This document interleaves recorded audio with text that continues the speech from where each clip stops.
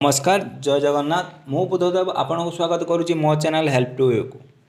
चाषी भाई मानक पई खुशी खबर आपन को मिलिबो पीएम किसान लो 13तम किस्ती। चाषी पई अनेक सरकारी योजना आरंभ करा जायछि। एही योजना माध्यम रे चाषी मानक को अनेक आर्थिक एवं अन्य सहायता जोगाई दिया जाउछि। एथिरे प्रधानमंत्री किसान सम्मान निधि योजना रहिछि जहाँ माध्यम रे चाषी अकाउंट को वार्षिक 6000 टंका आर्थिक सहायता जोगाई दिया जाउछि। चाषी माने ई केवाईसी करबा परे मिलिबो 6000 टंका 13तम किस्ती।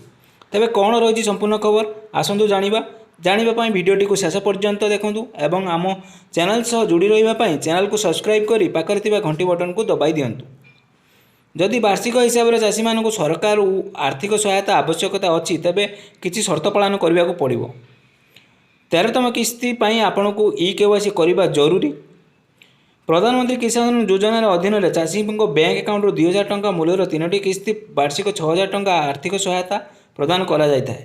तेबे एही सहायता अधीन में ई केवाईसी प्रक्रिया संपूर्ण करने को पड़ो। ई केवाईसी करने पर ही चाषी अकाउंट को आर्थिक सहायता परिमाण प्रदान करा जिवो। तेबे पीएम किसान पोर्टाल रे कहुଯାଇଛି जे आधार आधारित ओटीपी प्रमाणीकरण पर चाषी मानू किसान कॉर्नर रे ई केवाईसी विकल्प पर क्लिक करने को पड़ो।